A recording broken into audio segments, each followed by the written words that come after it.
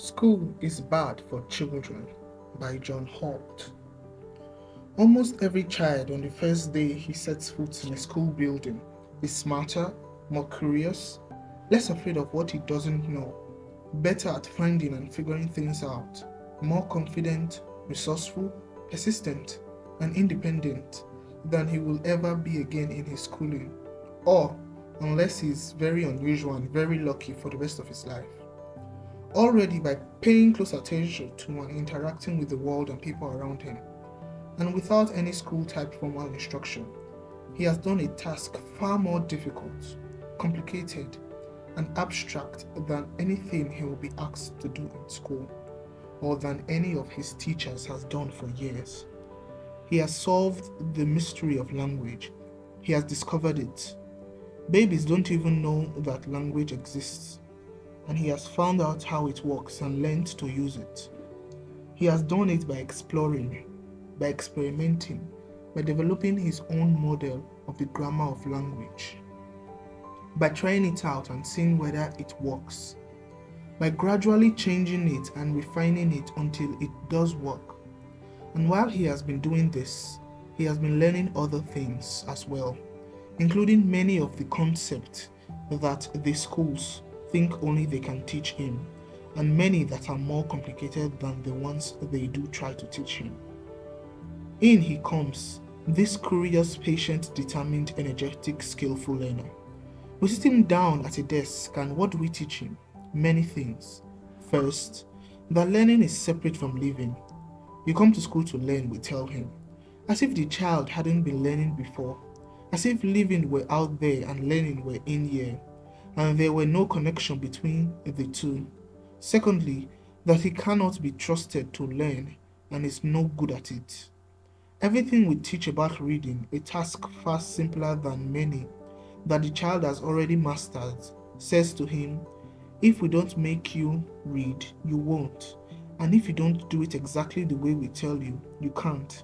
In short, it comes to feel that learning is a passive process, something that someone else does to you instead of something you do for yourself. In a great many other ways, he learns that he is worthless, untrustworthy, fit only to take other people's order, a blank sheet for other people to write on.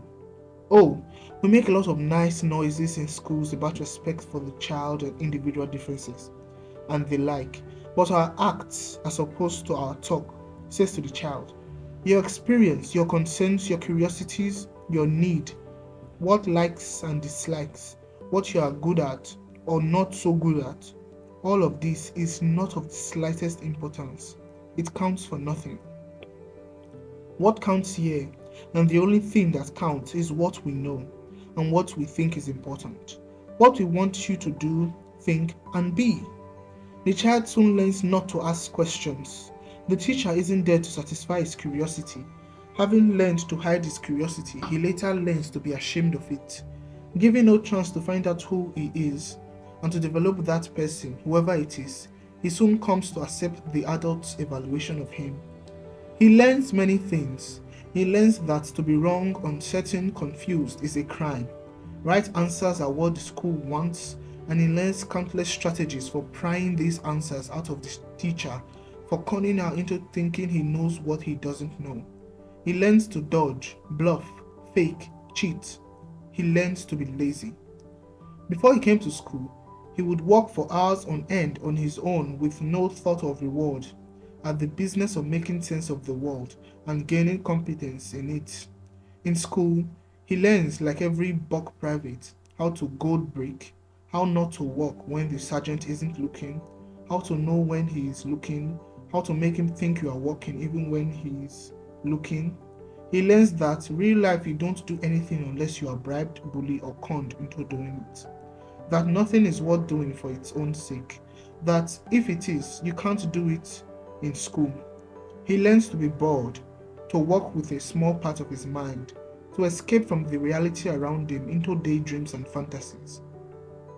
But not like the fantasies of his preschool years, in which he played an active part. The child comes to school curious about other people, peculiarly other children, and the school teaches him to be indifferent. The most interesting thing in the classroom, often the only interesting thing in it, is the other children. But he has to act as if these other children, all about him, only a few feet away, are not really there. He cannot interact with them, talk with them, smile at them. In many schools, he can't talk to other children in the halls between classes. In more than a few, and some of these in stylish suburbs, he can't even talk to them at lunch.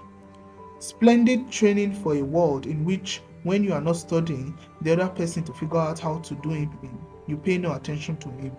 In fact, he learns how to live without paying attention to anything going on around him.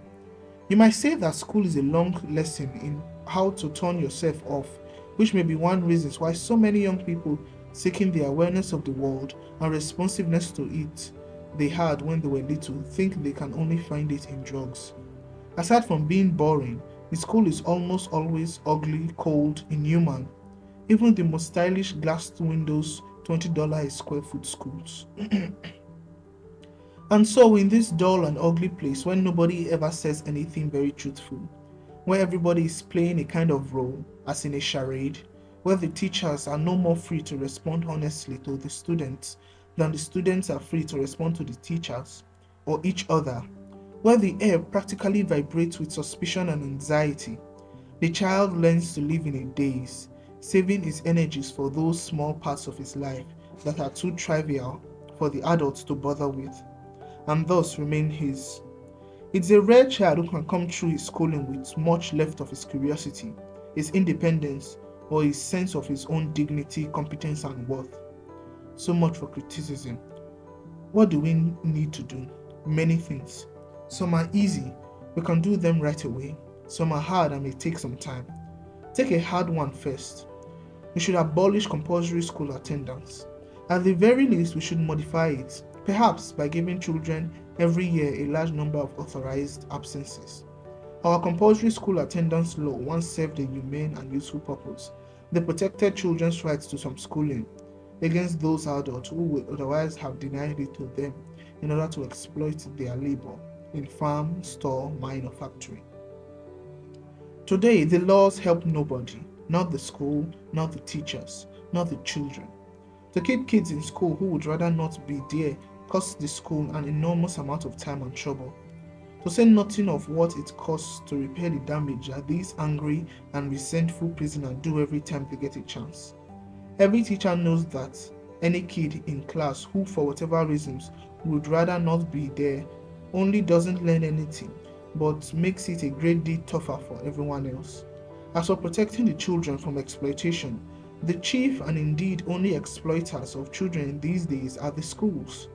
Kids caught in the college rush often more than not work 70 hours or more a week, most of it on paper, busy work. For kids who aren't going to college, school is just a useless time waster, preventing them earning some money or doing some useful work, or even doing some true learning. Objection. If kids didn't have to go to school, they'd all be out in the streets. No, they wouldn't. In the first place, even if school stays just the way they are, children will spend at least some time there because that's where they'd be likely to find friends. It's a natural meeting place for children. In the second place, schools wouldn't stay the way they are. They'd get better because we would have to start making them what they ought to be right now, places where children would want to be. In the third place, those children who did not want to go to school could find, particularly if we stirred up our brains and gave them a little help, other things to do, the things many children now do during their summers and holidays. There's something easier we could do. We need to get kids out of the school buildings, give them a chance to learn about the world at first hand. It's a very recent idea and a crazy one, that the way to teach our young people about the world they live in is to take them out of it and shut them up in brick boxes. Fortunately, educators are beginning to realize this. In Philadelphia and Portland, Oregon, to pick only two places, I happen to have heard about plans being drawn up for public schools that wouldn't have any school buildings at all, and that will take the students into the city and help them to use it and its people as a learning resource. In other words, students, perhaps in groups, perhaps independently, may go to libraries, museums, exhibits, courtrooms, legislatures, radio and TV stations, meetings, businesses, and laboratories to learn about their world and society at first hand. A small private school in Washington is already doing this. It makes sense. We need more of it. As we help children get out into the world to do their learning there, we can get more of the world into the schools. Aside from their parents, most children have never had any close contact with any adult, except people who saw business as children. No wonder they have no idea what adult life or work is like. We need to bring a lot more people who are not full time teachers into the schools and into contact with the children. In New York City, under the Teachers and Writers Collaborative, real writers, working writers, novelists, poets, playwrights come into the schools, read their work, and talk to the children about the problems of their craft. The children eat it up. In another school I know of, a practicing attorney from a nearby city comes in every month or so and talks to several classes about the law. Not the law as it is in book, but as he sees it and encounters it in his cases, his problems, his work. And the children love it. It is real, grown up, true, not my weekly reader, not social studies, not lies and baloney. Something easier yet. Let children work together, help each other, learn from each other and each other's mistake.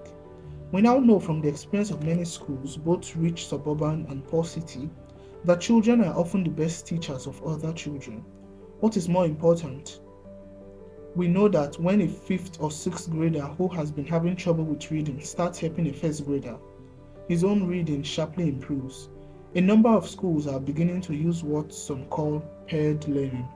This means that you let children form partnerships with other children, do their work, even including their tests together, and share whatever marks or results these works get, just like grown-ups in the real world. It seems to work. Let the children learn to judge their own work.